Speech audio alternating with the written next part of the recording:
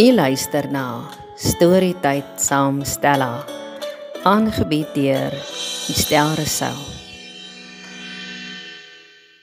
Die einde van die jaar is besig om vinnig nader te kom. Julle, dis 'n heerlike, warm somersdag hier in Lemoenkloof in die Parel in. Ek hoor daar onder in die Vrystaat reën dit. En ek het al haalstorms gesien. Hulle sê hulle kry koud.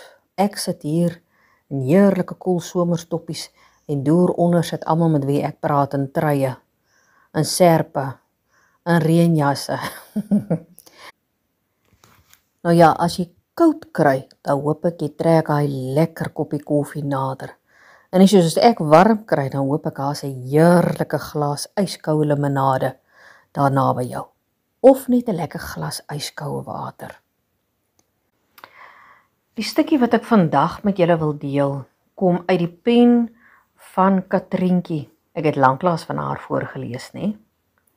Nou die van julle wat soos ek baie lief is vir Katrientjie, sy skryf goedjies, sal hierdie ene waardeer. Maar vandag praat sy nie oor iets moois nie. Sy praat eintlik oor 'n lelike ding. Dis ietsie wat ons glad nie uit ons geliefdes se monde of enige iemand naby aan ons, nie eers ver, wil hoor nie. Daardie woord is kanker.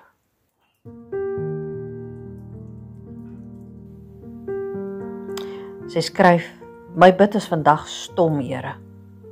Wat bid 'n mens as die kanker so ongenooid in jou hartsmens se lyf inklim? Wat bid 'n mens, Here? As sy vra dat dit net moet weggaan, dat sy weer kan leef. As die moegheid diep in haar oë gaan sit, terwyl sy steeds glimlag. Wat bid 'n mens, Here? Soms raak 'n mens se bid net stom, maar U weet dit, né? Soms gaan sy die kwaad vir kanker sommer diep in 'n mens se hart en woorde. Soms wil 'n mens dit vir hemel uitskree. Dis unfair. Dit voel so unfair, Here. Sal U asseblief vandag deur haar moe lyf loop en vir die storm in haar hart sê om stil te raak. Sal U asseblief vir 'n oomblik net die kanker eenkant toe skuif, uit die pad uitstoot, soos wat U die skare eenkant toe gestoot het, toe U stil by Jairus se dogtertjie gaan staan het. Die skare wat gespot, gelag en gehuil het. U het hulle met die hand eenkant toe gevee en die arms na daardie kindjie uitgesteek. U het net oë vir haar gehad en U nie gesteer aan die res van die skare wat spot en lag en huil en baklei nie. Ek bid dat U die kanker eenkant toe sal vee, sodat sy net vir U kan raak sien. U wat vir haar so bitter baie lief is. Ek bid dat U die kanker eenkant toe sal skuif, sodat sy kan hoor hoe U sag vir haar sê. Moenie bang wees nie. Moet nooit bang wees nie, want ek is by jou. Ek bid dat U die kanker eenkant toe sal skuif, sodat sy kan voel hoe U haar styf teen die hart vasdruk. Ek bid dat sy so veilig sal voel by U, dat sy haar vrae en haar twyfel en haar bang en haar kwaad sommer so uit haar lyf kan gooi voor U voete, want U oordeel nie. U oordeel die Here. U raak nie kwaad vir ons sukkel om te verstaan nie. Ek bid dat sy die verstaan in U oë sal raak sien, die warmte, wanneer U sag na haar kyk en stil vir haar sê dat U weet. Help haar om U liefde raak te sien, Here.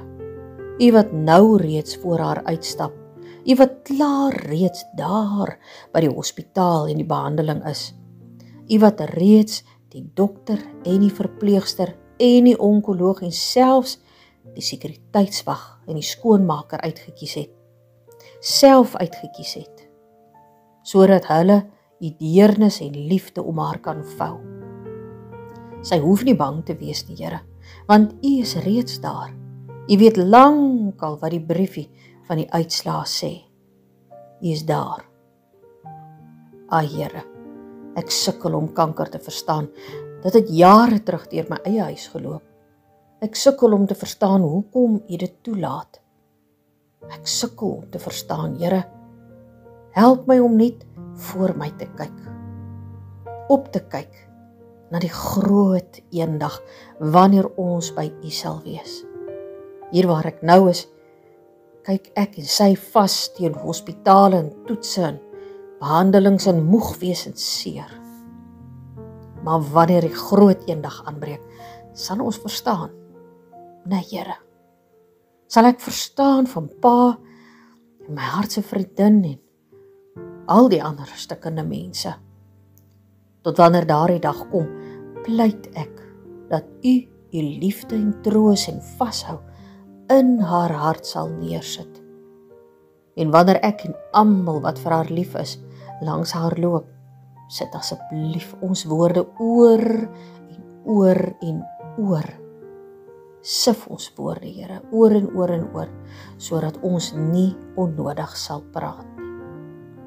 Help my om nooit te sê dat alles oukei gaan wees nie, al wil ek dit so bitter graag sê.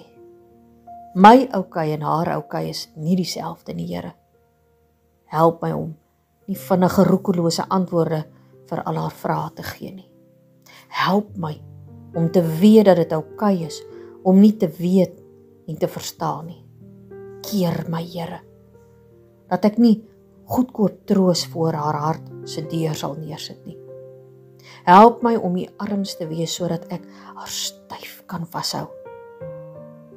Help my om U stilte te wees, so sy verby die geraas daar buite sal kyk en sal weet en sal voel dat U by haar is. Altyd by haar is, Here. Eendag sal ek verstaan, né, Here. Tot dan is dit genoeg om te weet dat U ons versigtig in U hande toevou en deur die storm dra. Tot daardie dag, wanneer ons weer self sal kan loop, tot daardie groot eendag, wat ons vir altyd se altyd saam met U sal wees. Amen. Hierdie ene is opgedra aan elke ene aan wie die kanker se lyf al kom vreet het. Hierdie ene is vir elke ene wie se lyf die kanker veg tans. Elkeen wat iemand ken wat sy lyf die kanker veg tans. Kom ons werk sag met mekaar en skryf mooi woorde op mekaar se lywe. En wanneer jy nie weet wat om te sê nie en die Engelsman sê daai urge het om ietsie te sê want jy's 'n nurturer en 'n nourisher vir al ons vrouens nie. Wanneer jy daai urge kry nie, gaan maak 'n koppie tee. Of sit net stil by haar, pluk 'n blommetjie of iets, maar om hemelsnaam nie net iets sê om iets te sê nie. Al is jou bedoeling hoe goed. Hou vas en dra haar op aan die Here God, elke sekonde van elke dag wat jy kan, of vir hom, ek sê sommer nog nie daar. Maar hierdie kanker, hy kyk nie of jy 'n kind is en of jy 'n ou mens is nie, of jy man of vrou is nie, of jy wit of geel of bruin of wat 'n kleur is nie. Hy gaan maar net aan. Maar God is groter en sterker en magtiger. So, ek sal hom nie die groot K noem nie, want hy is nie. Ek sal eerder sê, hoor die kanker, hierdie is my God, ontmoet die ware grootheid, en laat God se wil geskied. Mooi loop.